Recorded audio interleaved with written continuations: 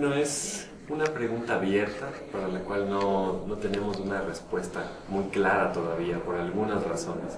La primera es porque la definición de posneoliberal es una definición bastante controvertida y probablemente no llama la atención de igual manera en diferentes países. Entonces, lo primero que estábamos buscando era ver cuál es la reacción a este término y si era necesario definirlo y tal vez avanzar en un primer intento de definición.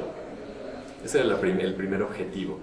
Y el segundo era tratar de utilizar este término para problematizar cuál es el papel del Estado, sobre todo, en la gestión del agua. ¿Y por qué el papel del Estado? Porque el paradigma, digamos, neoliberal se basaba en construir una forma de Estado permisiva hacia los intereses de acumulación y menos permisiva hacia los intereses de la sociedad civil o de los grupos subalternos o no hegemónicos o contrahegemónicos.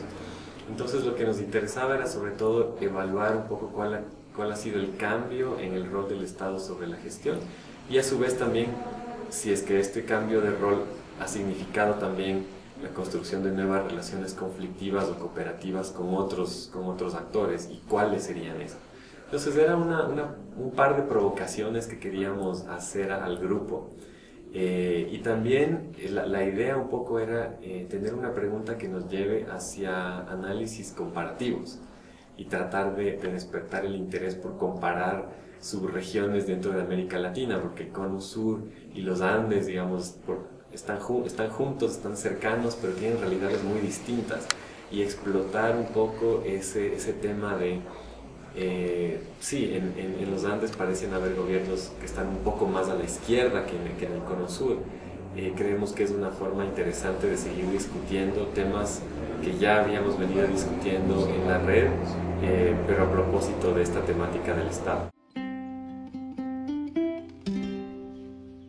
Bueno, creo que habría que ver como varios niveles. Creo que hay un nivel que es bastante esperanzador, voy a empezar por lo optimista, que es el de las prácticas populares. Digamos, se han venido construyendo alternativas al modelo posneoliberal desde hace mucho tiempo, ¿no? Y estas alternativas son prácticas de gestión, en algunos casos muy poco conocidas, en algunos casos muy localizadas, pero en otros casos que han devenido en la formación de grandes coaliciones dentro de la sociedad civil para incidir sobre las políticas neoliberales, que en algunos países han tenido más éxitos que en otros por las condiciones estructurales del sistema político de esos países.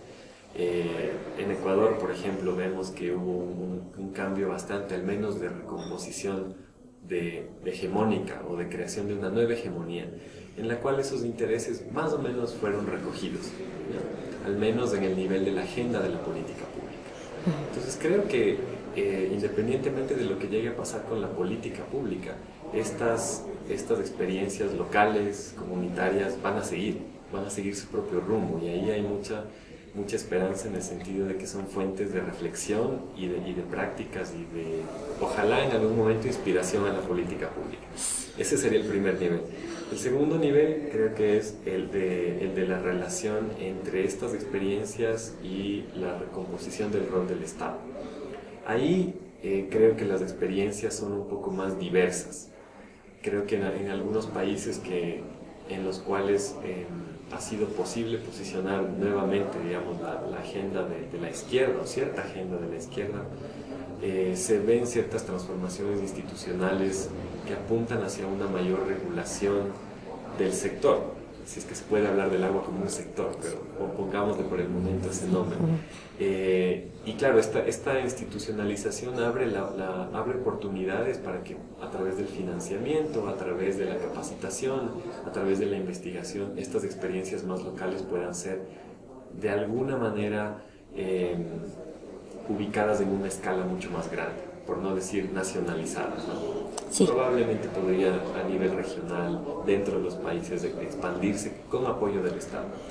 Y ahí nuevamente las experiencias son muy diversas. Tal vez habrá algo más de oportunidad con los gobiernos de izquierda, pero no necesariamente, porque también vemos estas mismas experiencias sucediendo en gobiernos que definiríamos como no a la izquierda, ¿no? Y el tercer nivel sería el nivel de la política pública en sí misma. Pues la política pública, y en este nivel también hay diferencias bastante sustanciales. En los países que están con regímenes que podríamos denominar progresistas, un poco más a la izquierda del espectro político, yo diría que la política pública se ha modificado en el sentido del lenguaje que está utilizando. Entonces, se ha apropiado esta política pública del lenguaje de los derechos humanos, en algunos casos, sobre todo en el caso ecuatoriano, del lenguaje del derecho a la naturaleza, de algunos términos, pero como siempre resignificados, no significan lo mismo que significaban en las luchas de los 90 de las organizaciones.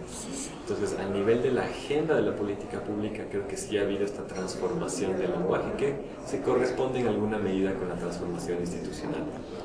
Pero yo sigo viendo, y este probablemente es un caso mucho más visible en los gobiernos de izquierda, una gran brecha entre la retórica, ahí sí, de lo que debería ser la política y la implementación de nuevas políticas o políticas que sean radicalmente distintas a lo que fue el neoliberalismo. Son distintas en algunos sentidos, son distintas en el sentido, por ejemplo, de que ya la privatización en algunos países no es necesariamente la única alternativa. Sin embargo, tampoco es que una construcción de una nueva relación, por ejemplo, público-comunitaria, sea ahora la alternativa, una de las principales. También sigue siendo relativamente marginal. Vemos que seguimos apostando a las inversiones en grandes proyectos de infraestructura, que la racionalidad técnica es la que sigue primando en la toma de decisiones y que la participación realmente no tiene un rol preponderante en la toma de decisiones.